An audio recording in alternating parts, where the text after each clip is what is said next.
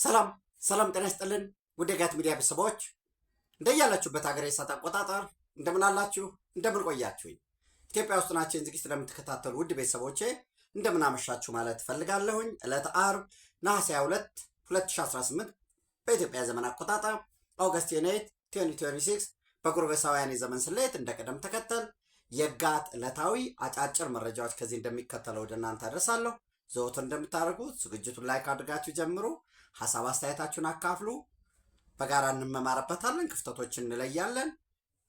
አጠቃላይ የግንዛቤ የሚሆን ወይንም ባሉኝ መረጃዎች ተመስርቼ የምሰጣቸው ማጠቃለያዎች ላይ ነው እነዚህ የጎደሉ አሉ፣ እነዚህ ቢጨምሩበት የወሰድከው በአጠቃላይ ምንድነው የወሰድከው መረዳት ሊለወጥ ይችል ነበር የሚለውን እኔም ብቻም ሳይሆን በጋራ ሁላችንም ስለምንመማርበት የጋራ ሚዲያችን ስለሆነ ሐሳብ አስተያየት ስጡ። የጋት ሚዲያ ሜምበር ሁኑ። ጋት ሚዲያን በሱፐር ቻት ሱፐር ታንክስ እየገዛችሁ እየደገፋችሁ ነው። የጋት ሚዲያ ቤተሰቦች ደግሞ እየጨመሩ ነው፣ እያደገ ነው፣ ተደራሽነታችን እየጨመረ ነው። ነገር ግን ስቲል ቤተሰቦቻችን እንዲያድጉ ሁላችሁም የጋት ሚዲያ አምባሳደሮቹ ናችሁ። ሌሎች ሰብስክራይብ እንዲያደርጉ ሎቢ የማድረግ የመወትወት ስራ እንድትሰሩ የከበረ ጥሬን አቀርባለሁኝ። 3 አጫጭር መረጃዎች አደርሳለሁ። የመጀመሪያው በተደጋጋሚ ስነግራችሁ እንደነበረው በህወሓት ቤት ውስጥ እጅግ ከፍተኛ የሆነ መከፋፈል ተፈጥሯል። ከፍተኛ የሆነ መከፋፈል። ለዛ አንድ ማሳያ ያሳያችኋለሁኝ። ይህ ማሳያው ምናልባት የኮማንድ ፖስት አክቹዋሊ ወደ ጦርነት ይገባሉ ወይ ወደ ጦርነት የሚገቡ ሆኖ ወደ ጦርነት እንዳይገቡ ነው የፌዴራል መንግስት ጉዳቱን ለመቀነስ ጦርነቱን ለማስቀረት ያለመ ነው። ቡድኑ ያለውን ስትራቴጂካዊ የጦር መሳሪያዎች እግር በእግር እየተከታተለ እያወደመ ያለው መቼም ዱላ ይዘው ወይ ሚክስድ ማርሻል አርት አይደለም ወይ ሪሲሊንግ ቦክስ አይደለም። እነዛን ታንኮቻቸውን፣ መድፎቻቸውን፣ ሮኬቶችን፣ ሞርታሮቻቸውን ራዳር ከራሱ ከትግራይ ህዝብ ጉሮሮ ተነጥቆ በወርቅ ሽያጭ የተገዛውን አስቀድሞ በተለያዩ ሀገራት የውጭ አካውንቶች የተቀመጠውን የኤፈርትንም የዘረፉትንም ገንዘብ በነገራችን ላይ አንድ ወዳጄ ሲነግረኝ አሁን የሚገዙት የገዟቸውን በሙሉ ታንኮች፣ መድፎች እነዚህ በሙሉ 4 ኪሎ ስንገባ እናወራረዳቸዋለን ብለው ሁሉ ያስባሉ አለ እና የሚያስቅ ቡድን ነው። ቅዠት ውስጥ የገባ ቡድን ነው። የኢትዮጵያን ህዝብ አርበኝነት፣ ታሪክ፣ ማንነት፣ ጀግንነት አለማወቅ እኛ ብቻ ነን የበላይ፣ እኛ ብቻ ነን ጦርነትን የምንሰራው፣ ጦርነት ለኛ ቀላሉ ነገር ነው፣ ጥርሳችንን የፋቅንበት ያደግንበት የሚል ተራ ግብዝነት ነው። ዘመኑ የደረሰበትን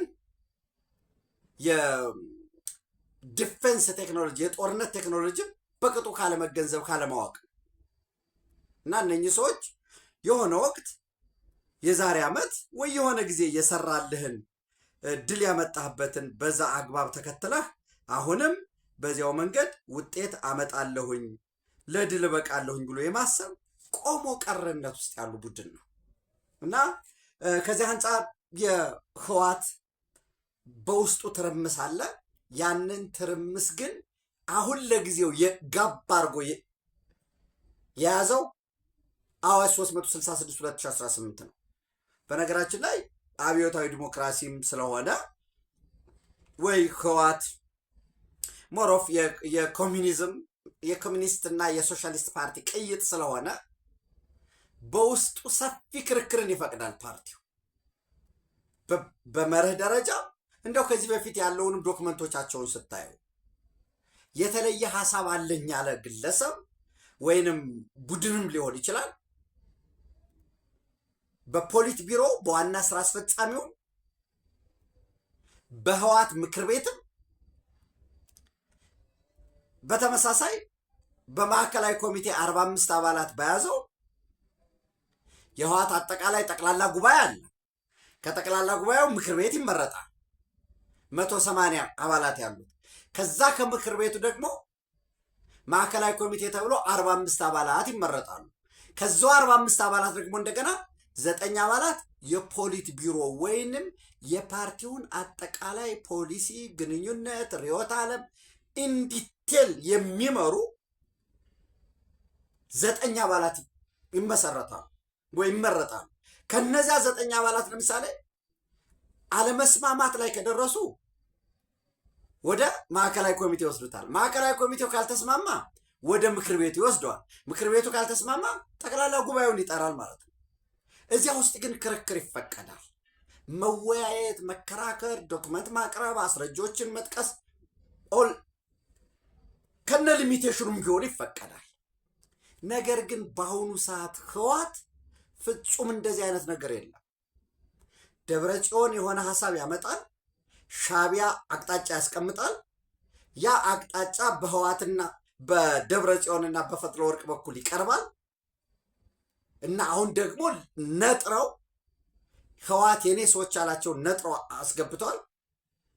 ከዛ የተለየ ሀሳብ አቀርባለሁ ያለ ሰው ከሃዲ፣ የትግራይ ህዝብን ለብሔራዊ ጥፋት የሚያመቻች፣ ከሸዋ ጋር የሚሰራ ወይም ከፌዴራል መንግስቱ ጋር የሚተባበር፣ የጀርባ መደቡ ይጠና የሚባል፣ ከሌተናል ጀነራል ታደሰ ወረደ ጋር ግንኙነት አለው፣ ከፌዴራል ጋር ይደዋወላል፣ ከአቶ ጌታቸው ጋር፣ ከሌተናል ጀነራል ጻድቃን ጋር፣ ከሌሎች ጋር ግንኙነት አለው ተብሎ ስለሚገመገም በአሁኑ ሰዓት በፓርቲ ውስጥ ጉርምርምታዎች አሉ።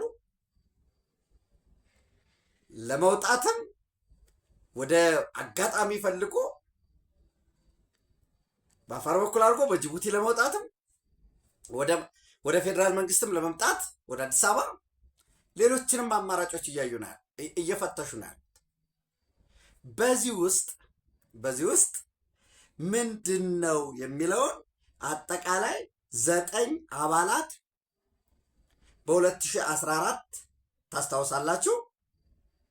ኖ 2024 ማለት በ2016 14ኛ መደበኛ ጉባኤ በሚል የጀርመን ድምፅ ሬዲዮ ምናልባት ተመልሳችሁ ገብታችሁ ማየት ከፈለጋችሁ ኦገስት 19 2024 ሞሮለስ የዛሬ 2 ዓመት ገደማ ያኔ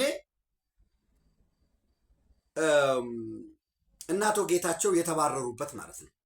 አቶ ጌታቸውን ጨምሮ 16 የማዕከላዊ ኮሚቴ አባላት እንዲሁም የኦዲት እና ኢንስፔክሽን ኮሚቴ አባላት በጠራነው ጠቅላላ ጉባኤ ወይንም በ14ኛ መደበኛ ጉባኤ አልተገኙም ተብሎ በተባረሩበት ወቅት 40 ምክር ቤት መርጠዋል፣ 180 45 ማዕከላዊ ኮሚቴ መርጠዋል፣ 9 ስራ አስፈጻሚ መርጠዋል። ከነዚያ 9 ስራ አስፈጻሚዎች ውስጥ አሁን ሴንትራል ኮማንድ ወይንም ጦሩን የሚመራ ውጊያን የሚያስተባብር አደራጀን ባሉት ውስጥ ያልተካተቱ አሉ።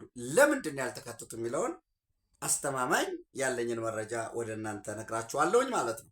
ሌላው ምናልባት በዚህ ውስጥ በራሱ በታጣቂው ውስጥ የታጣቂው አርሚ አመራሮች ከኛ ጎን አይደሉም፣ ሆን ብለው ጦርነት እያበላሹ ነው፣ የተለያየ ሰበብ እየደረደሩ ለመታዘዝ ፍላጎት የላቸውም።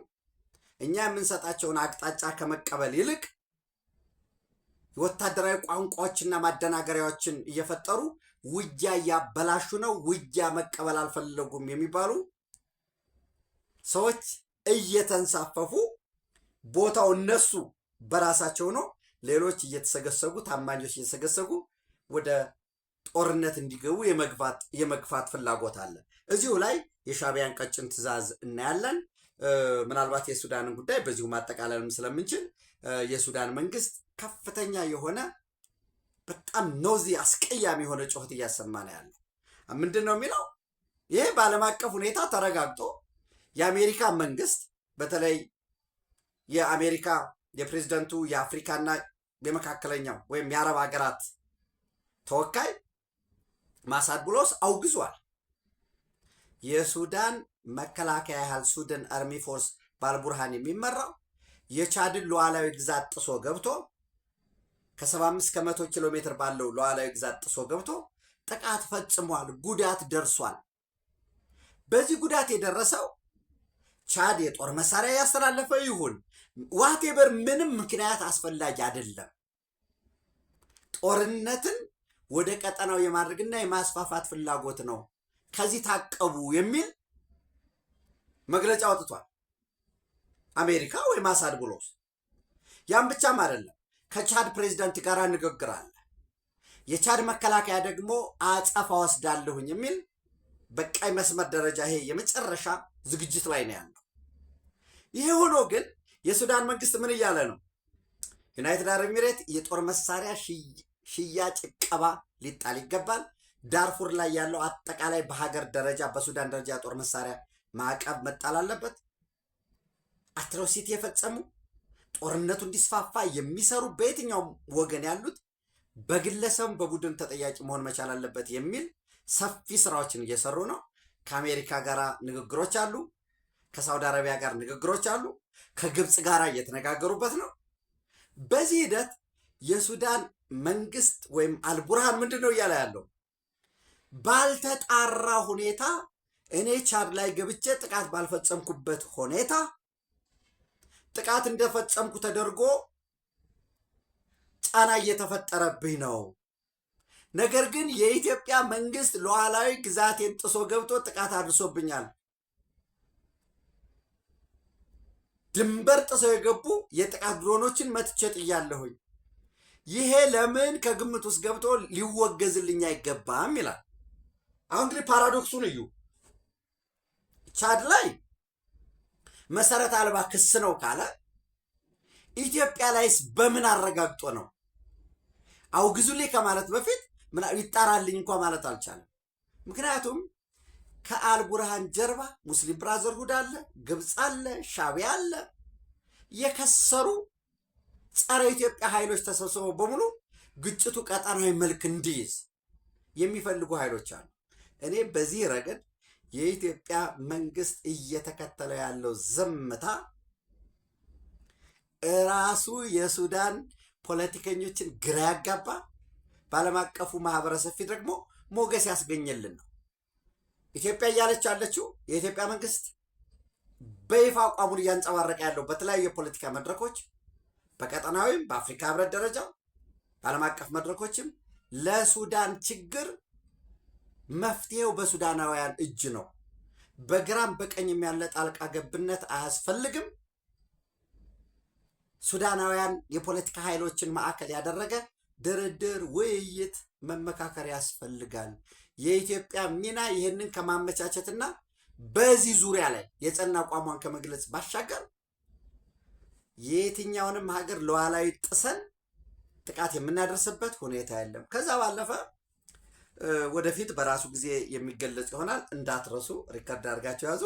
ከዛ ባለፈ በግራም በቀኝ የኢትዮጵያን ሉዓላዊ የአየር ክልል በመጣስ ጥቃት ለመፈጸም የመሞከርና ጉዳዩን አግራቤት አድርጎ በቻድ በኩል የቀረበውን ክስ እንዲረሳ የማድረግ በሱዳን ላይ የአየር በሙሉ ሆስታይል የሆኑ የሚሊተሪ በረራዎችን የመከልከልና የጦር መሳሪያ ሽያጭ እንዲደረግባት የሚደረገውን ጥረት ለመቀልበስ የማሰብ ፍላጎት አለ። የኢትዮጵያን አየር ክልል ጥሶ ጥቃት መፈጸም የሚችል ኃይል አሁን አፍሪካ ውስጥ የለም። በእርግጠኝነት ነው የምነግራችሁ። አልተሞከረም ያልኳቸው አይደለም። ዲቴሉ በሚመለከተው አካል በራሱ ጊዜ የሚገለጽ ይሆናል ወደፊት። አንድም የሚበር አካል ፍቃድ ሳይሰጠው የኢትዮጵያን የአየር ክልል በአራቱም አቅጣጫ በሰሜንም፣ በደቡብም፣ በምዕራብም፣ በምስራቅ ምንም አይነት በረራ ማድረግ አይችልም። በዚህ ረገድ የወትሮ ዝግጁነቶች አሉ። የዚህ ራዳር ሲስተሙ፣ የኤሌክትሮኒክ ዋርፌር ሲስተሙ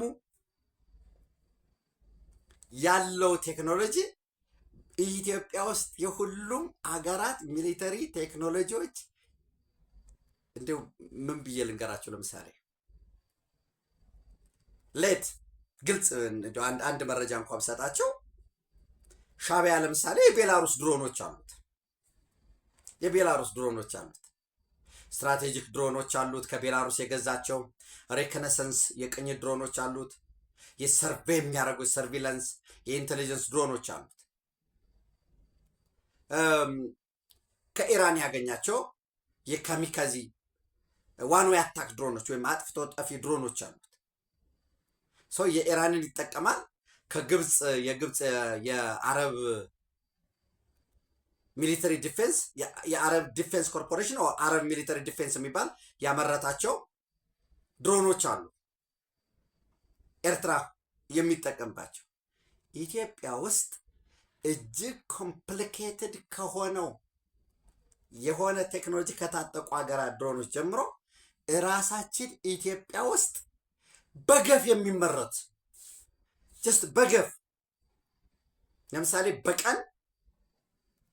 በአንድ ቀን እና በአንድ ጊዜ እንደ ሶዋርም ለምሳሌ 700-800 ድሮኖች በአንድ ጊዜ ብንልክ በቀን 3 ወይም 4 ጊዜ ተመሳሳይ ቢላክ ሌት ይህንን ይዘን በአቬሬጅ በቀን 600 ብለን አስበን 3 ጊዜ አታክ ቢፈጸም 1800 ወይ 2000 ብላችሁ አስቡት። ልክ እንደ ክላሽ ጥይት በከፍተኛ ደረጃ የሚመረት ከሌሎች ሀገራትም ጋራ በጋራ ወደ ሽያጭ ውስጥ የተገባ ማስ ፕሮዳክሽን ውስጥ አሁን ኢትዮጵያ ውስጥ ድሮን ማምረት መፈብረክ አይደለም። የስታንዳርዳይዜሽን ስራዎች ስላለቁ በተመሳሳይ አንዴ ማስ ፕሮዳክሽን ነው የሚመረተው።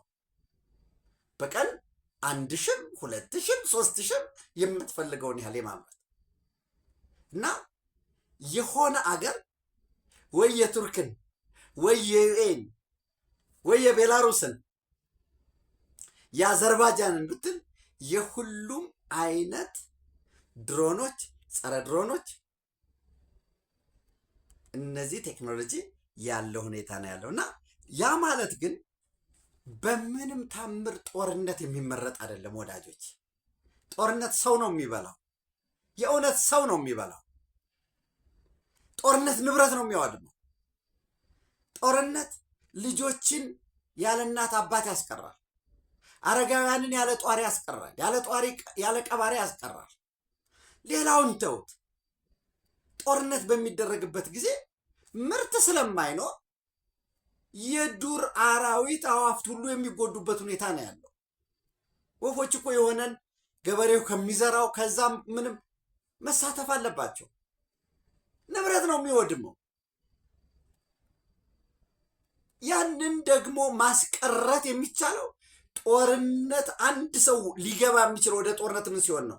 በቂ የሆነ የጦር መሳሪያ ዝግጅትና የበላይነት አለኝ፣ በአጭር ጊዜ በጉልበት ማስፈጸም እችላለሁ ብሎ ሲያስብ ነው። ለዛ ነው ሸረሪና ላይ ከሚገባው በላይ ተዘጋጅተው ጦርነቱን በምንፈልግበት ጊዜ እናደርገዋለን። ዘበትን ብሔራዊ ርስት፣ ብሔራዊ ጥፋት ከቶ አይታሰብም፣ ሙሉ ለሙሉ በጉልበታችን በሎም ሲል የነበረውን ድምፁን ሳይለንት ማድረግ የተቻለው የውጊያ አቅሙንና ስትራቴጂውን ማዛባት የተቻለው በራሱ በህወሓት ወታደራዊ አመራሮች መካከል እርስ በርስ ለመከሳሰስና መጠፋፋት ላይ የተደረሰው። ዛሬ እኔ ይህንን ሳወራችሁ ጀነራል ምግበይ የአርሚ 13 አዛዥን ታስሮ እንዲመረመርልኝ ብሎ በሰጠው አቅጣጫ መሰረት መዳን የሚባል ከተማ ላይ ጸጋዬ ማርክስ ታስሮ ነው ያለው። መዳን የሚባል ከተማ ላይ ለምን አርሚ 13 ሸረሪና ላይ እንደዛ በገፍ ለምን ተማረከ? በገፍ ለምን ተደመሰሰ? በገፍ እንደዛው ነው በኢንታውዘንስ የተከዜ ወንዝ ላይ ለምን ገቡ? ያን ያህል የጦር መሳሪያስ እንዴት ተማረከ? አርሚ 7፣ አርሚ 13፣ አርሚ 15 እንዴት መቀናጀት አልቻሉ? ከጀርባ ምን ነገር አለው የሚል ሰፊ እርስ በርስ ትርምስ ነው የተፈጠረው። አንዳንድ ወዳጆች በነገራችን ላይ የሸረሪና ተጽዕኖ ሸረሪና ኢፌክት ይሉታል። ሸረሪና ላይ ከተመታ በኋላ ህወሓት የለም። በተመሳሳይ መረዋ ላይ አሉኝ ያላቸውን ከምስራቅ አውሮፓ ሀገራት ያስመጣቸውን ጸረ ድሮን ብሎ የከባድ መሳሪያ ተኳሽና ጠጋኝ ብሎ ያስመጣቸውን ግብፅ፣ ሱዳን፣ ኤርትራ ሄደው የሰለጠኑ ጸረ ድሮንና ኦፒ ኦብዘርቫቶሪ ፐርሰን ወይንም አስተኳሽ የነበሩት እነሱ በሙሉ ሙሉ ለሙሉ እምሽክ ነው። ሌሎች አሁንም በየትምህርት ተቋማት፣ በጤና ኬላዎች፣ በንጹሃን መገልገያ መሰረተ ልማቶች ውስጥ እየተጠራቀሙ አሉ። እከሌ ብለን መጥራቱ አግባብ ስላልሆነ ነው እንጂ አላማጣ ላይ ሆቴል ላይ ታንኮችና መድፎች የተጠራቀሙበት ሆቴል አለ። መሆኒ ላይ በተመሳሳይ መቀሌ ላይ የሰርግ አዳራሽ የነበረ ሆቴል፣ አንድ ትልቅ ስታር የሆነ ሆቴል ላይ የሰርግ አዳራሽ ላይ በነበረው ታንኮች፣ መድፎች፣ የከባድ መሳሪያ ተተኳሾች፣ ሞርታሮች እና የነዚህ ጥይት የአገር ተከዝኗል። የዲሽቃ የምናምን የታንክ የመድፍ ጥይት። ስለ ኮላተራል ዳሜጅ በምንም ታምር በነገራችን ላይ ጦርነት እኮ ኤቢሲ አለው፣ ህግ አለው። በጥንት በነቢዩ መሐመድ ሰለላሁ ዐለይሂ ወሰለም ዘመንም ቢሆን ከዛም በፊት በነበሩ ጦርነቶች የበድር ጦርነት አይደል የሚባለው፣ በጦርነቱ እነዚህ እንዳትነኩ፣ ለምሳሌ ምርኮኞች እንዲህ እንዳታረጉ የሚል ያ ተሸሽሎ መጥቶ ነው እንግዲህ አሁን ራሱ ጦርነት እንኳ ህግ አለው። በጦርነት የትምህርት ተቋማት ጥቃት ሊፈጸምባቸው አይገባም። ጤና ጣቢያዎች፣ የገበያ ማዕከላት፣ የሲቪል የንጹሃን መገልገያዎች ጥቃት ሊፈጸምባቸው አይገባም። ህወሓት ግን ምንድን ነው እያደረገ ያለው? እነዚህ ቦታዎች ላይ ነው ወስዶ እየከዘነ ያለው። ምን አስቦ? አንደኛ እነዚህ መሰረተ ልማቶች እኮ ጥቃት ቢፈጸምባቸው ጄኖሳይድ ተፈጸመላለሁኝ። ረስተውት ነው ተርሙን በነገራችን ላይ እንጂ የትምህርት ጄኖሳይድ ኤጁኬሽን ጄኖሳይድ ተፈጸመ እንላለን። ሆን ተብሎ ነው የትግራይ ህዝብ እንዳይማር እንዲደነቁር ተፈልጎ ነው የሚል ፕሮፓጋንዳ እንከፍታለን። በዋነኝነት ደግሞ ዓለም አቀፍ ተቋማት የሚያውቋቸው በዓለም አቀፍ ተቋማት ድጋፍ በተሰሩ ተቋማት የጦር መሳሪያችን እናጠራቅም ነው። ለምሳሌ ትናንት እናንተ አላችሁ ለታሪክ ምን አልኳችሁ? ማይቅልጣል የሚባል ቦታ ላይ እናንተ ስላላችሁ ማለት ነው ጀስት ኤግዛክትሊ ቦታውንም የምጠራው ማርክ ገልፋንድ የሚባል በዜግነት አሜሪካዊ በትውልድ ደግሞ የጀውሽ አይሁዳዊ የሆነ በከፍተኛ ትምህርት ተቋማትና ከ10ኛ ክፍል ከ9ኛ ክፍል ጀምሮ የተለየ የሳይንስ፣ የቴክኖሎጂ፣ የኢንጂነሪንግ እና የማትማቲክስ ዝንባሌ ያላቸውን ተማሪዎች ለማብቃት በሚል አሜሪካ የሚኖሩ የትግራይ ተወላጆች ይህንን ሰው ኮንታክት በማድረግ ይህ ትምህርት ቤት እንዲሰራ አድርገዋል። ገልፋንድ ፕሪፓራቶሪ ስኩል፣ የገልፋንድ የመሰናዶ ትምህርት ቤት። እዛ ትምህርት ቤት ምን አልኳቸው እኔ ትናንት የአርሚ 60 ታንኮች፣ መድፎች፣ ሞርታሮች አየር መቃወሚያ ናቸው የተባሉ እነዚህ ትንንሽ ቤም ሮኬት የሚባሉት እነሱ ሁሉ ያለባቸው መሳሪያዎች ተከዝነዋል አልኳችሁ ትናንት። እና በየቦታው የትግራይ ልሂቃን በወሳኝነት የትምህርት ተቋማትን የጦር መሳሪያ አታድርጉ የሚል ቅስቀሳ ይህን ትምህርት ቤት እንደ ፓርቲኩላር ሊሰሩ ዛሬ ከማይቅንጣል ገልፋንድ የመሰናዶ ትምህርት ቤት እነዚህ ታንኮች፣ ሞርታሮች፣ መድፎች አስቀድሜ የጠቀስኳቸው የጦር መሳሪያዎች ተተኳሾች አሉ እንደተቀመጡ ናቸው። ላቦራቶሪ ውስጥ አዳራሽ ዛ ላቦራቶሪ ውስጥ ከዝነዋቸዋል። እነዚህን ከባድ መሳሪያዎች ግን አውጥተዋል። ዓላማው ምንድን ነው? የገልፋንድ ትምህርት ቤት ቢመታ እኚህ ሰው አሜሪካዊ ናቸው፣ ቢዝነስ ላይ የተሰማሩ ናቸው፣ ተጽዕኖ ፈጣሪ ናቸው፣ ፊላንትሮፊስት ናቸው ወይ ገባሪ ሰናይ ናቸው። ይህንን እናስጮሃለን ነው። በተመሳሳይ ጊዜ ትምህርት ቤት ወርልድ ባንክ ሰፖርት ያደረገው በ3R ሪከቨሪ ሌላ አይደለም እኮ ወዳጆቼ፣ በሪከቨሪ ሪዚሊየንስ እና ትምህርት ለህፃናት መዳረስ ስላለበት መጠገን ስላለበት ሪከቨር የማድረግ ሪሃብሊቴት የማድረግና ሪዚሊየንስ አድርጎ ህፃናት የነገ ብሩህ ተስፋቸውን ይማሩበት፣ የነገ ተስፋቸው ዛና ያለው ነው። ግጀት ሁለተኛ ደረጃ ትምህርት ቤት የሆነ አይታችሁት ከሆነ ምስሉን የሰሩት ኮምፒውተሮች ምናምን የተቃጠሉ ተብሎ ከዛው ኮምፒውተሮች ከተቃጠሉ ከሚለው ምስል ጎን እኮ ጠረጴዛዎች ምናምን ተቀምጠዋል። እኔ ድሮን ጥቃት ተፈጽሞ አይቻለሁ። ድሮን ጥቃት ሲፈጸም ወዳጆች፣ አሁን እዚህ የሚሊተሪ ወታደራዊ ባለሙያዎች ትኖራላችሁ። ያ ጥቃት በተፈጸመበት ቦታ ላይ እስከ 400-500 ሜትር ድረስ የሚፈጥረው የእሳት ብልሽታ በአካባቢው እንዲሁ አረንጓዴ ነገር ቢኖር ሙሉ ለሙሉ ያደርገዋል። እዛ ኮምፒውተሩ እንደዛ ተቃጥሎ ጠረጴዛዎች ምናምን እንደዛ አይደለም። ይሄ ፌክ ነገር አይጠቅምም። የከተማው ህዝብ፣ የግጀት ከተማ ህዝብ ያውቃል። የአርሚ 26 አባላት ያውቃሉ። አመራሩ ያውቃል። አብሮህ ሊዋጋ የሚችለው ሊሞት የሚችለው ሊወድቅልህ የሚችለው ልጁንም የሚሰጥህ አስገድደህም ቢሆን ወዶም የሚሰጥህ የዛው ህዝብ እኮ ነው። ዓለም አቀፉ ማህበረሰብ ለምሳሌ ወርልድ ባንክም በለው እንዲሁ IMFም በለው የሆነ ተቋማትም ቢሆን ያወግዛል። ዲስካሌት አድርጎ ወደ ጦርነት አትግቡ ምናምን ይልሃል እንጂ መጦ ሊዋጋልህ አይችልም። መጦ ቢዋጋማ ማዕቀቡ ምኑ እኔ አይጎዳም እያልኩ አይደለም፣ ይጎዳል። ቢሆንማ የሱዳን እያየን አይደል እንዴ?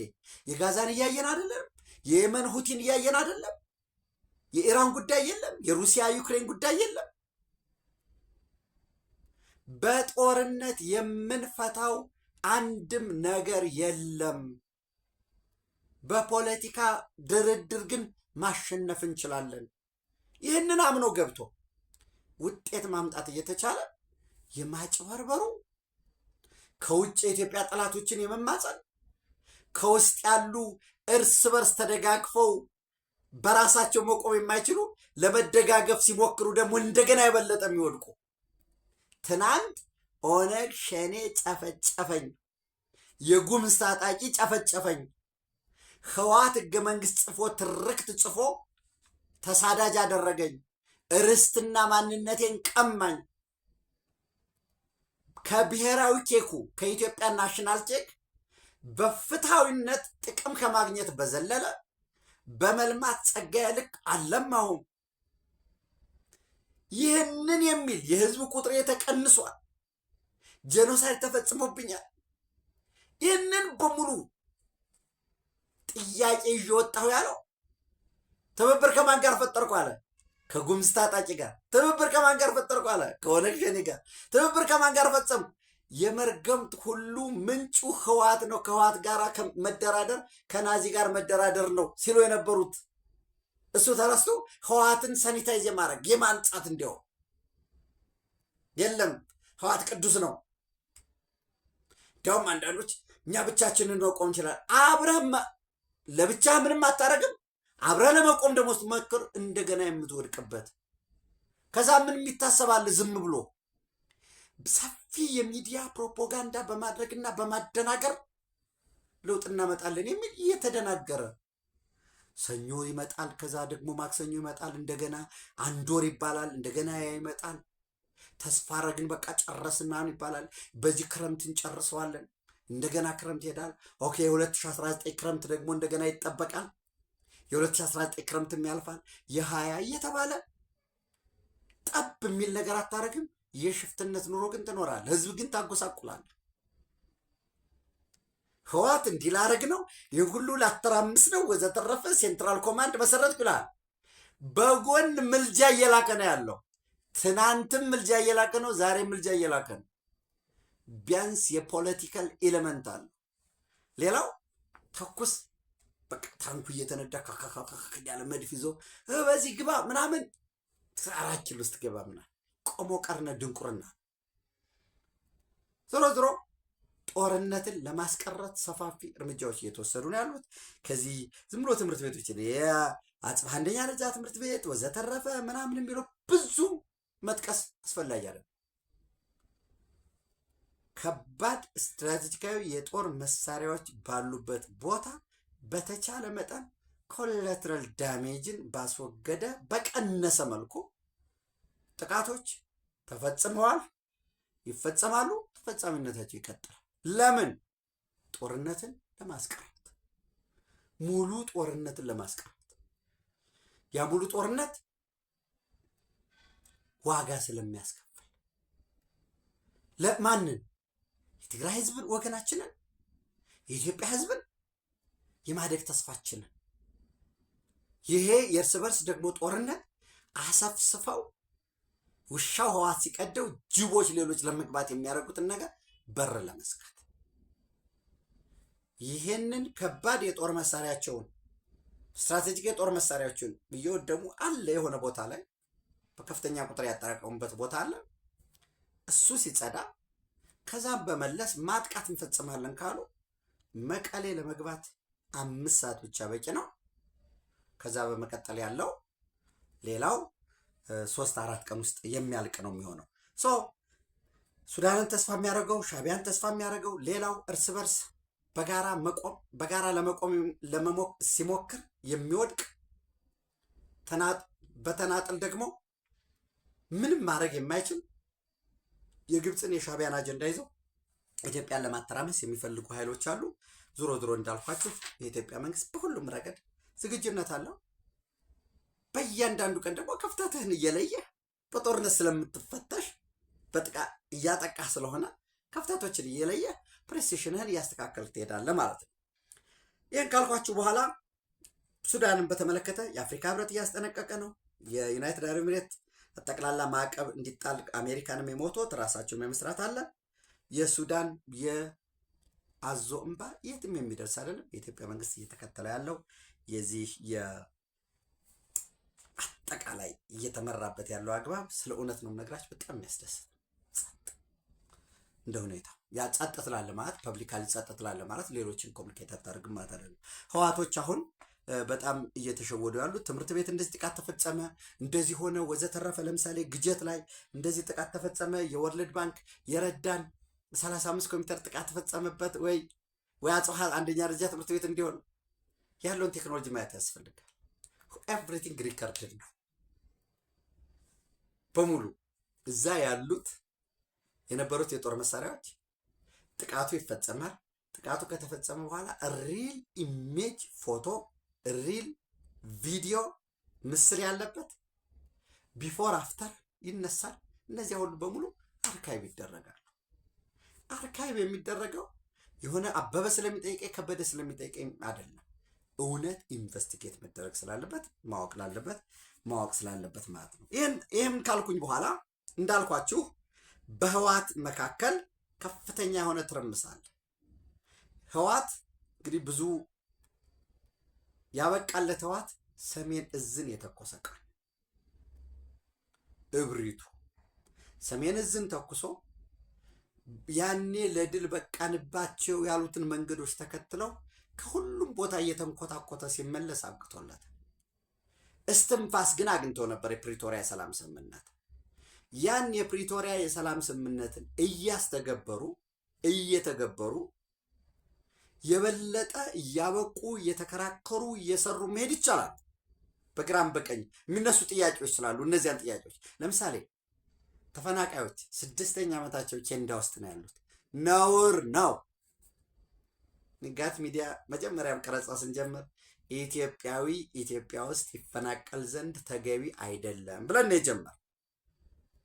ተመልሶ ማየት ስለሚቻል አንድ ሁለተኛ ሌላው በሌላ ዓለም እየኖረ ወይ አምስተርዳም ወይ ሜሪላንድ እንደዚህም ከሆነ ካምፓላ ናይሮቢ አቅም ባለው በአቅሙ በጉልበቱ በእውቀቱ ሰርቶ ከራሱ አልፎ ለሌሎች ተስፋ ሆናለሁኝ፣ አድጋለሁ፣ እሸሻላለሁ እያለ የሀገር ሕግንና ደንብን አክብሮ የሌሎችን መብት ጠብቆ የራሱን አስከብሮ በሚኖርበት ሀገር እኛው ሀገር ላይ አያት ቅድመ አያቶቻችን ዋጋ በከፈሉበት ወይ በጋራ የምንዋኝበት ወይ በጋራ በምንሰጥምበት ሀገር ላይ የኔ ክልል ነው ውጣ፣ የኔ ክልል ነው ግባ የሚባል ተገቢ አይደለም ብለናል።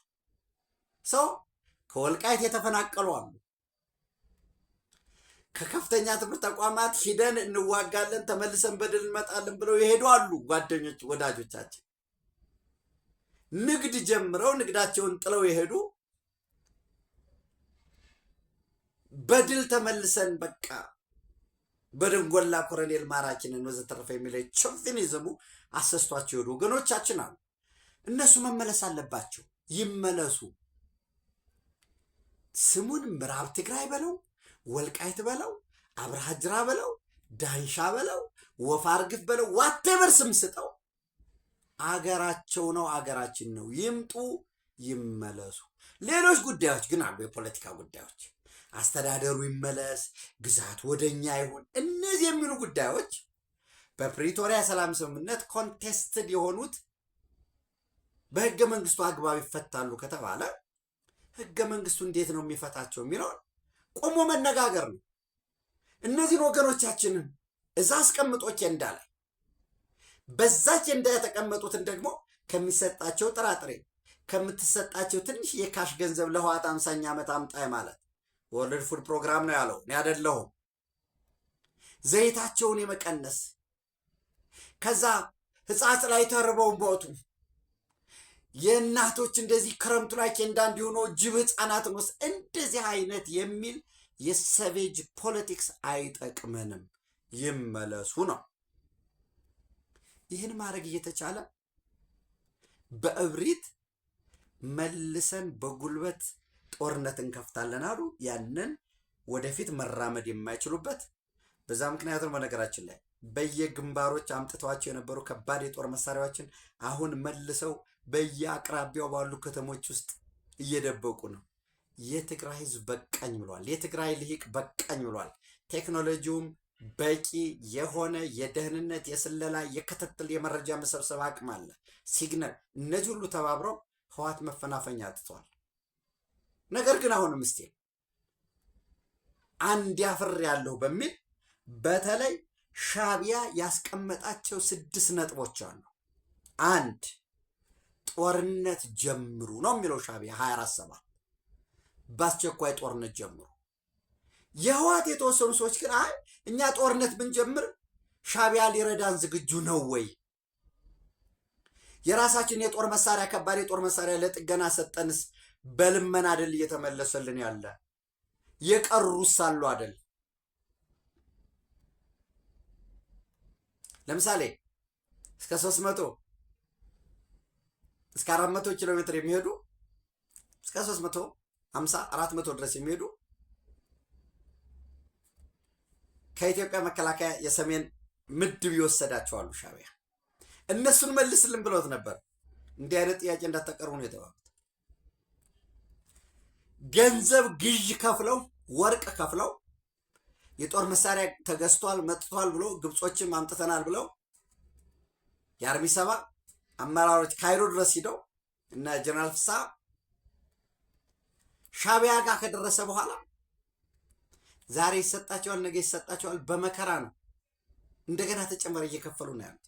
ስለዚህ ጦርነት በአስቸኳይ ጀምሩ ግፉ ነው እያለ ያለው። አስጀምሮ ሊሸሸን ይችላል፣ ሊዘጋብን ይችላል የሚል ግምገማል። 1 በወልቃይት በኩል ጦርነት መክፈት አትችሉም። ይሄ በወልቃይት በኩል ጦርነት መክፈት አትችሉም በሁለት መንገድ ይዩት። አንደኛ ህዋት ከሱዳን ጋር ወይም ትግራይ ከሱዳን ጋር የምትዋሰን ትግራይ ሻዕቢያ ማየት አይፈልግም። እንደፈለገው ጨፍልቆ አዛዥ ናዛዥ የሚሆንባት በአኒ ሚንስ በኢትዮጵያ ውስጥ ቢቀጥሉ ከኢትዮጵያ ውጭ ቢወጡ አንድ እሱን በምዕራብ ትግራይ ወይም በወልቃይት በኩል ጥቃት እንዳትፈጽሙ አንዱ ከፍተኛ እነ ጸጋይ እንዲታሰሩ እንዲመረመሩ ከጀርባ ያላቸው ፍላጎት ምንድን ነው? እራሱ እዛ ሸረሪና ያን ያህል የጦር መሳሪያ ሲከዘን ሲደበቅ ሻዕቢያ አያውቅም። እዚህ ላይ ልዩነት አላቸው። በወልቃይት በኩል ጦርነት መክፈት አትችሉም። በሸረሪና በኩል ጦርነት የከፈቱ ወታደራዊ አመራሮች እና የፖለቲካ አመራሮች ተጠያቂ ይሁኑ። ስለዚህ አንድ ከሱዳን ጋር የማትዋሰን ትግራይ፣ ሁለት በጦርነቱ ደግሞ ለምሳሌ ሻዕቢያ የሚያስበው እርስ በርስ እንዲቀጥል እንደገና ነገ ደግሞ መልሶ ፋኖን ይደግፍና ወይ የሆነ ኃይል ያደራጅና እንደገና መልሶ የማያባራ ጦርነት ውስጥ እንዲገባ ይፈልጋል።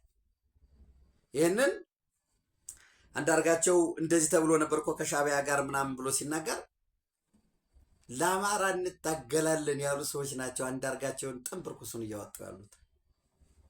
ለምን? ሊያስረክቡ ስለተፈራረሙ በጎን ሻዕቢያ እኛ አይመለከተንም፣ ሻዕቢያ እኛን በዘላቂ ጦርነት ውስጥ ልንገባ ስለሆነ እኛ ወልቃይት ጠገዴን እንሰጣለን፣ እናንተ ደግሞ በምላሹ መተከልና ወለጋ ለኛ እንዲሆን። በጣም የሚገርም ነው። ለምን ያን 8 ገጽ ወረቀት ተስማማንበት የሚሉት ነው ያወጡት? እኛ እንዲህ ነው እንዲያ ነው ከምንድን እነሱ ያወጡት ማውጣት አይችሉም። ዞሮ ዞሮ ሶስተኛ የጦርነቱ ግብ መዳረሻ 4 ኪሎ ነው ብሏቸዋል። ለዚያ ነው የህወሓት ቃል አቀባይ እኛ እኮ ምዕራብ ትግራይ ወይም ቢመለስ ተፈናቃዮችን በክብር ቢመለሱ ሌሎች ጥያቄዎቻችንን ቢመለሱ 4 ኪሎ ሳንደርስ አንቆመም የሚለው ለዛ ነው። ስለዚህ የጦርነት ግቡን ምን አድርጓል? 4 ኪሎ ግቡ። በዚህ የማይስማሙ በእነዚህ ጥያቄዎችን በደንብ የሻዕቢያ ትእዛዞችን ያዙ እነዚህን የማይቀበሉ አመራሮች አሉ። ወጥተው በደንብ እንዳይሞግቱ ደግሞ ምንድን ነው እየሆነ ያለ? አዋጅ 366/2018 አለ። በህልውና በብሔራዊ ጥፋት የታወጀበትን ህዝብ ጥያቄ ማደናቀፍ በሚል ክትትል ይደረግባቸዋል፣ ግምገማዎች ይደረጋሉ። ከሻዕቢያ ትእዛዝ ውጭ መሆን ያስቀስፋል ማለት ነው። አራተኛ ከፌዴራል መንግስት ጋር ምንም አይነት ድርድር በምንም ቅድመ ሁኔታ ይሁን እንዳታደርጉ፣ መደራደር አትችሉም። ከዚህ በኋላ ለድርድር እንደማትቀመጡ መግለጫ አውጡ፣ ማንም እንዳይመጣ። ለዛ ነው ኦሉሴጉን ኦባሳንጆ ድንገት ነው የመጣው። በነገራችን ላይ በድንገት እንኳንስ የአፍሪካ ህብረት የምስራቅ የአፍሪካ ህብረት የአፍሪካ ቀንድ ልዩ መልእክተኛ የዋናው አደራዳሪው ኦሉሴጉን ኦባሳንጆ ቀርቶ እንግዳስ በድንገት ይመጣል። እና በድንገት ነው የመጣ ሳይታሰብ፣ ልክ እንደ ተሳፋሪ ትኬት ቆርጦ አሰባችሁታል። ከዛ ወርዶ ምንድነው ላዳ ይዞዛ ኤርፖርት፣ ከዛ በፕላኔት ሆቴል ወይ ምናምን እዛ ወሰደኝ ብሎ ከዛ ስልክ ደውሎ ደብረጽዮን እንደምታ ሌላ ስብሰባ። እዚህ ድረስ ነው ፕሮፓጋንዳቸው የተምታታባቸው። ለምን አንደራደርም በሉ በአደባባይም አሳውቁ ተብለዋል። የዛ አካል ነው። አራተኛ አምስተኛ በረራ አቋርጡ።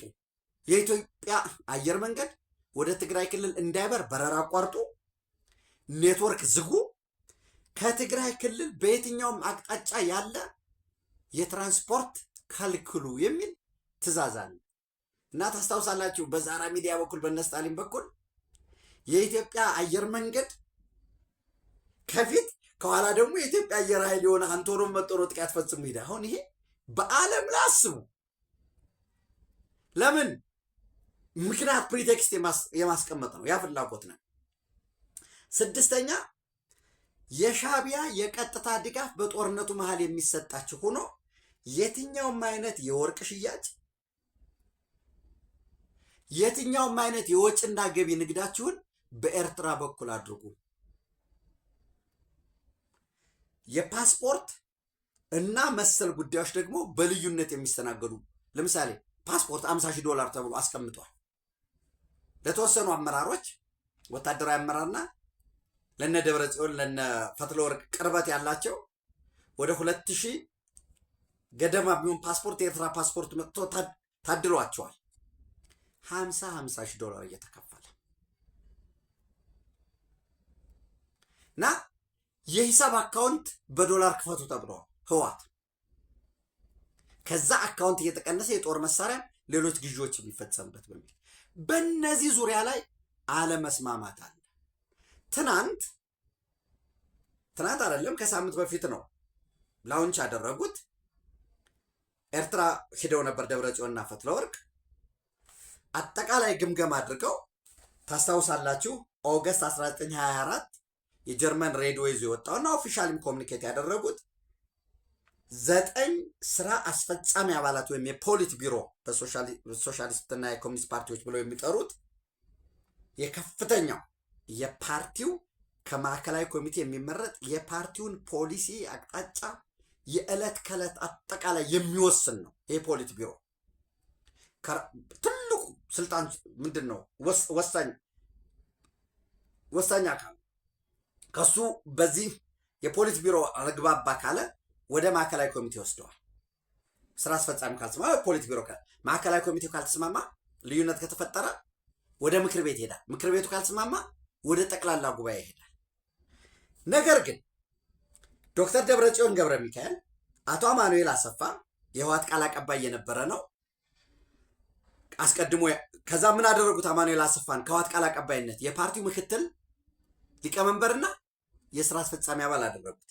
ወይዘሮ ፈትለወርቅ ወይዘሮ ሊያ ካሳን ታስታውሳላችሁ፣ የኮሚኒኬሽን ኃላፊ የነበረች ነች። ዶክተር አብርሃም ተከስተ በኢትዮጵያ ገንዘብና ኢኮኖሚ ትብብር ሚኒስትር የነበረ ነው። በጦርነቱ ወቅት ተማርኮ ማረሚያ ቤት የነበረ ሰው። በተመሳሳይ ዶክተር ሰለሞን ኪዳነ የአዲስ አበባ ከተማ ምክትል ከንቲባ የነበረ ዶክተር ኢንጂነር ሰለሞን ኪዳነ። አቶ ተላይ ገብረመድህን የሚባለው ተላይ ገብረመድህን በነገራችን ላይ ባንዳ ለመሆን የከፍተኛ ባንዳ ሻምፒዮን ሆኖ እንኳን ባንዳነቱን ሻዕቢያ ያልተቀበለው ሰው ነው። ራያ ነዋ። ባንዳም ብትሆን የዘር ማንነትህ የጀርባ መደብህ ተቀባይነት እንድታገኝና እንዳታገኝ ያደርጋል። ተላይ ገብረመድህን ምን ብሎ ነበር? ስለ አሰብ ሰምታችኋል ይላል መድረክ ላይ አዳምጣችሁት ከሆነ። ስለ አሰብ እኮ ያልተደሰኮረ ነገር የለም። የመንግስት ባለስልጣናት እኮ ሬቻ አሰብ ላይ እናከብራለን ብለው ነበር። በየመድረኩ ስለ አሰብ አውርተው ነበር። አሰብ እንቆጣጠራለን ተብሎ ነበር። ነገር ግን የኢትዮጵያ መንግስት ወደ አሰብ እንዳይዳረስ እንዳይሄድ ያደረግነው ጽምዶ ተጠናክሮ ነው። ጠንካራ ጽምዶ ያስፈልጋል ብሎ በታሪክ ራሱም አንገቱን የሚደፋበት የልጅ ልጆቹ ዘሮችም የሚያፍሩበት ባንዳነቱን በግላጭ የተናገረ ነው። ሴንትራል ኮማንድ ሲቋቋም እንኳን ለዚህ ለአባልነት የማይመጥን ኢብን ከስራ አስፈጻሚነት አውርዱት ብሎ ሻዕቢያ አቅጣጫ ሰጥቷል። ራያ ነው ግንኙነት አለው ከነከሌ ጋር ተብሎ የተቀመጣል ከሰማ ለታሪክ። ሌላው ዶክተር ፍስሐ ሀብተጽዮን ነው። እንግዲህ ዶክተር ፍስሐ ሀብተጽዮን ህግ ነው የተማረው። ፒኤችዲው በፌዴራሊዝም ጥናት ነው፣ ፌዴራሊዝም ስተዲስ ነው ፒኤችዲውን የሰራ። የትግራይ ክልል የፍትህ ቢሮ ኃላፊ ነበር። ዶክተር ፍስሐ ሀብተጽዮን ማለት በነገራችን ላይ በፕሪቶሪያ የሰላም ስምምነት ከነ አቶ ጌታቸው ረዳ ጋራ ከነ ሌተናል ጀነራል ጻድቃን ጋራ አብሮ የነበረ ሰው ነው። አካዴሚካሊ ኮምፒተንት ነው። የፖሊሲ ጥናት ኢንስቲትዩት ውስጥ ከፍተኛ ተመራማሪ ሆኖ ሰርቷል። እዚህ አዲስ አበባ የኢትዮጵያ ፖሊሲ ጥናት ኢንስቲትዩት። ወደ ትግራይ ከተመለሰም በኋላ የህወሓት የፖሊሲ ጥናት ምርምር ማዕከል እንዲመሰረት ያደረገ መስራች አንድ። ሁለተኛ ደግሞ የመጀመሪያ የዛ የህወሓት የፖሊሲ ጥናትና ምርምር ማዕከል በቢሮ ኃላፊ ማዕረግ መሪ የሆነ ሰው ነው። አሁንም እዛ ቦታ ላይ ያለ ይመስለኛል። እሱ ነው ዶክተር ፍስሐ ሀብተጽዮን። ሌላው ደግሞ ዶክተር ረዳይ በርሃ የመቀሌ ከተማ ከንቲባ ነበር። አሁን ወደ ንግድ ቢሮ ወስደውታል። እነዚህ ነበሩ ያኔ 9 ሲመረጡ ታስታውሳላችሁ። 16 የማዕከላዊ ኮሚቴ አባላት እና አቶ ጌታቸው ረዳን የጠቅላይ ሚኒስትሩ የምስራቅ አፍሪካ ጉዳዮች አማካሪ፣ አሁን ደግሞ የስምረት ፓርቲ ሊቀመንበር፣ የፕሪቶሪያ ስምምነት ተደራዳሪ እርሳቸውን ጨምሮ 16 የማዕከላዊ ኮሚቴ አባላትንና ኦዲትና ቁጥጥር ኮሚቴ አባላት ስብሰባው ላይ አልተገኙም ተብሎ የተባረሩበት እነዚህ ስለሚታወቁ ነው እንጂ በሺህ የሚቆጠሩ ከቀበሌ ከታች ከጣቢያ ከቁሸት ጀምሮ እስከ ላይ ያሉ የተባረሩበት እዚህ ውስጥም በነገራችን ላይ ከዛሬ 3 ወር በፊት ለምሳሌ ሊያ ካሳ የትግራይ ክልል የኮሚኒኬሽን ቢሮ ኃላፊ የነበረች ነች። አሁንም የፖሊት ቢሮ አባል ነች። ግን ምንም አይነት ሰይ የሌላት እጇን ማውጣት ማንሳት መጣል ብቻ የሆነ ከጀነራል ታደሰ ወረደ ጋር ግንኙነት አለሽ ተብላ የተገመገመች ነች። ግን ስቲል በዛው የቀጠለችበት ማለት ነው። በተመሳሳይ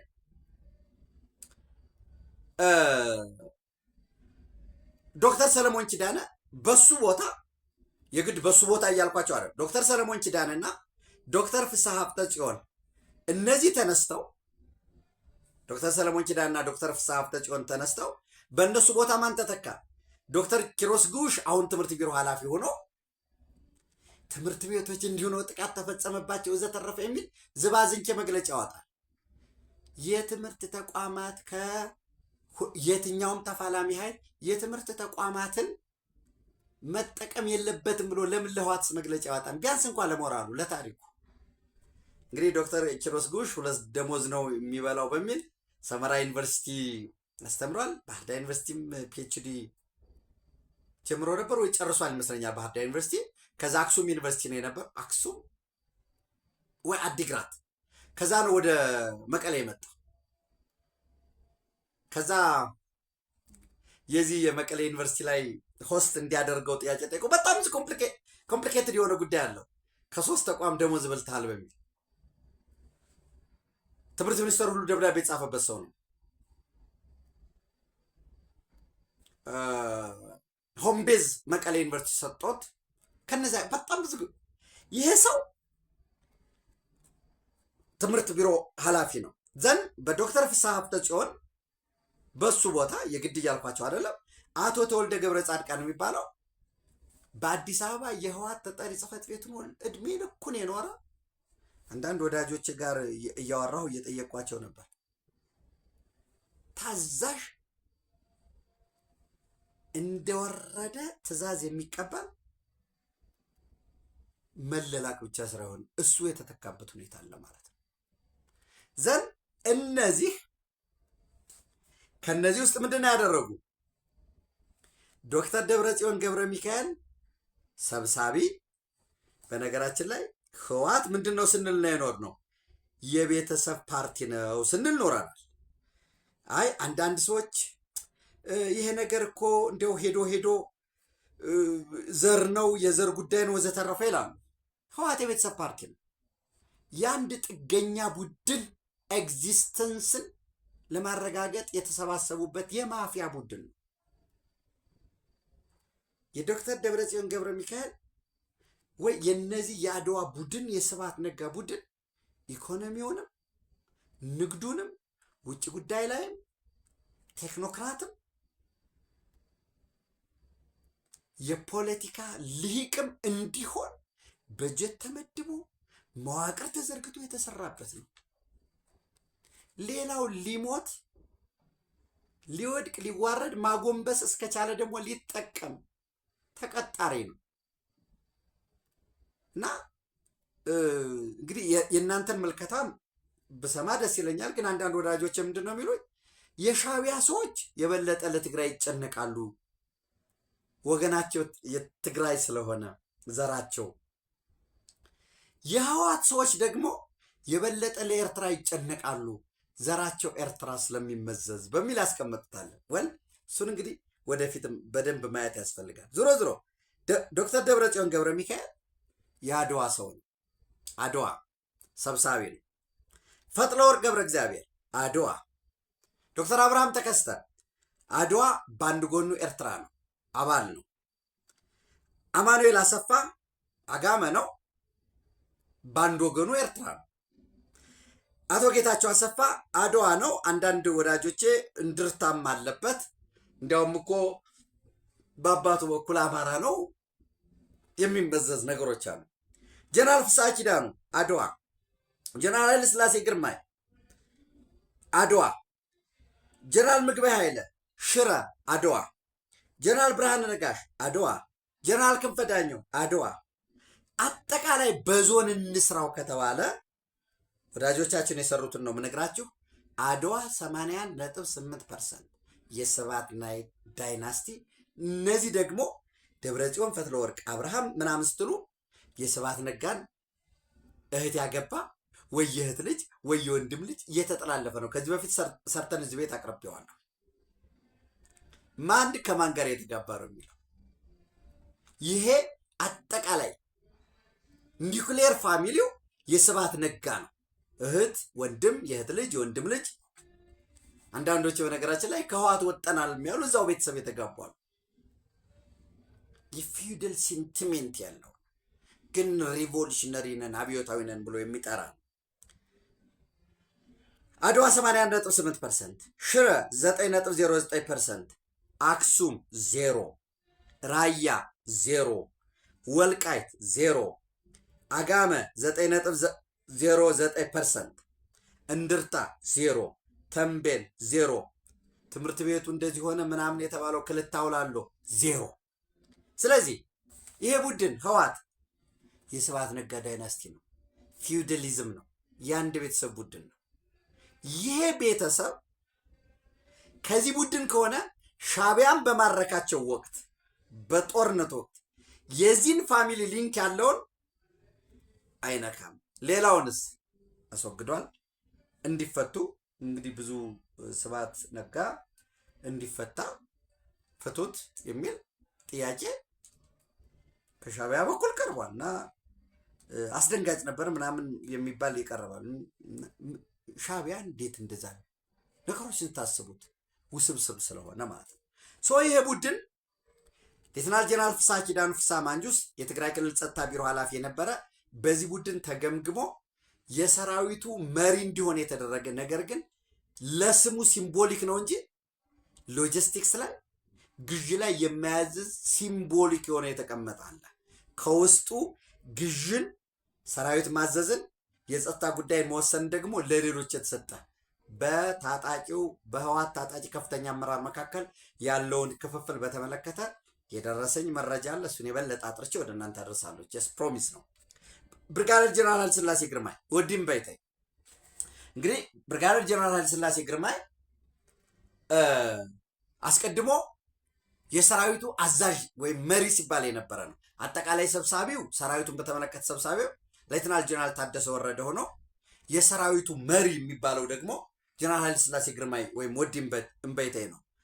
ዘን ሜጀር ጀነራል ዮሐንስ ገብረ ጊዮርጊስ ጆን መዲድ ምን ሲል የነበረው ነው?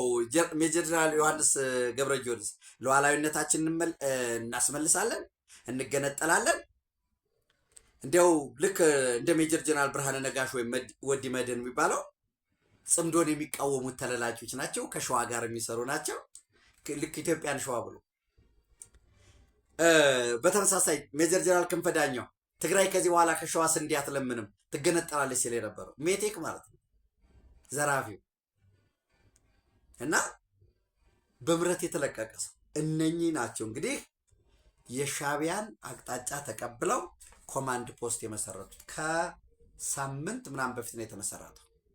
ይሄ ደግሞ ተያይዞ በአርሚ አዛዦች መካከል ከፍተኛ ልዩነት ተፈጥሯል። በቂ ትጥቅ የለም፣ በቂ ስንቅ የለም፣ በቂ ስልጠና አልወሰደም። ህዝባዊ ቅቡልነታችን ወርዷል። ውጊያ በሆይ ሆይታ በፖለቲካ አይመራም፣ ሳይንስ ጥበብ ነው። ይህንን የሚሉትን ደግሞ ኖ መዋጋት አትፈልጉም፣ እየታዘዛቸው አይደለም የሚል ሰፊ ግምገማ እየተደረገባቸው ነው ያለው ማለት ነው። ሰው እነዚህ የሻዕቢያ ቀጭን ትዕዛዞችን መሰረት አድርገው ወደ ግጭት መግባት ይፈልጋሉ ወይ ለሚባለው ምን ብያቸዋለሁ? የማድረግ አቅማቸውን ጦርነትን እንዳያስቡት፣ ካሰቡት ደግሞ ዘለው ከገቡበት ደግሞ በአጭር ጊዜ ለመፈጸም የሚያስችል የወትሮ ዝግጁነትና ቁመና በኢትዮጵያ በኩል አለ። ድንገት ተንኩሰው ከገቡበት እንደ ማዕበል ተጠራርገው ይጠፉና የህወሓትም ጉዳይ የእነሱም ጉዳይ ያበቃል። ከዛ እንዳልኳችሁ ሻዕቢያ ይቀበላቸዋል መንገድ ከፍቶ ያ ፓስፖርታቸውን ይዞ በዛ ፓስፖርት መሰረት ያስተናግዳቸዋል ወይ? እሱን እንግዲህ አብረን የምናየው ነው የሚሆነው። የለም ይሄ የሚያስኬደው ጽምዶ የሚባለው እነዚህ ሁሉ አያዋጡንም ብለው ወደ ሰላም መንገድ ሲመለሱ ደግሞ በትክክልም ወደ ሰላም መንገድ እንዲመለሱ እንጂ እንደገና አሁንም ጊዜ እየገዙ አሁንም የነሱ ጉዳይ እየተወራ እኛም ስለ እነሱ እያወራን እነሱም ስለ ኢትዮጵያ እያወሩ በጋራ የሚንቀጥልበት ሁኔታ አይኖርም የሚል እምነት አለኝ። ሌላው ምናልባት ወደ መካከለኛው ምስራቅ ስንሻገር የዚህ የመካ ጆይንት ዲፌንስ አግሪመንት እንዳልኳችሁ ዓላማው ምንድን ነው? ኢራን በሳውዲ ላይ የምታደርገውን ጥቃት ዲተሪ ማድረግ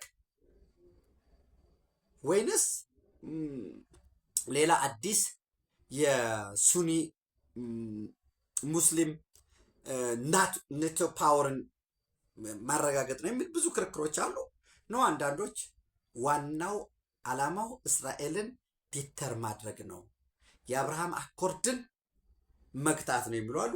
ለዚህ ምናልባት ማሳያ የሚሆን ለምሳሌ የኳታር ጠቅላይ ሚኒስትርና የውጭ ጉዳይ ሚኒስትር ሼክ መሐመድ ቢን አብዱራህማን አልታኒ ወደ ቴሄራን ሄደው ነበረ። በዚህ ንግግር አድርገው ከኢራን ጋር ለመስማማት በጋራ ጉዳዮች ላይ አብሮ ለመስራት ወስነዋል። ሰው ምን እየሆነ ነው? ኢራንን አዳዲስ የፓወር ባላንስ በማምጣት በመካከለኛው ምስራቅ በገልፍ ፖለቲክስ ውስጥ አሜሪካን የማስወጣት እስራኤልን ኮምፒት የማድረግ ነው የሚል ክርክሮች እየተነሱ ስለሆነ ማለት ነው። ምናልባት ለምሳሌ ቱርክ ከሩሲያ የገዛችውን የሚሳይል ዲፌንስ ሲስተም ለግብፅ ልትሸጥላት ትችላለች የሚል መረጃዎች አሉ። ዘንድ በሌላ መልኩ በተመሳሳይ ኩዌትና ፓኪስታን የጋራ ወታደራዊ ስምምነት የተስማሙበት ሁኔታዎች አሉ። አጠቃላይ ለጋት ዕለታዊ የነበሩ አጫጭር መረጃዎች ትንሽ ሰዓት ወስደናል። ይህንን ይመስላል። ዘወት እንደምታደርጉት ላይክ አድርጉ፣ ሸር አድርጉ፣ ሀሳብ አስተያየት አካፍሉ። የጋት ሚዲያ ሜምበር ሁኑ። ጋት ሚዲያን በሱፐር ቻት በሱፐር ታንክስ ደግፉ። አብራችሁ ስላላችሁ አብራችሁ ስለምትሆኑ እጅግ የከበረ ምስጋና ይድረሳችሁ። ሌሎች በያላችሁበት ሀገር የሰዓት አቆጣጠር መልካም ጊዜ ሆኑ፣ መልካም ቆይታ ይሆንላችሁ። ኢትዮጵያ ስላላችሁ ደግሞ ሰናይ ሌሊት ማለት እፈልጋለሁ። ታንኪዩ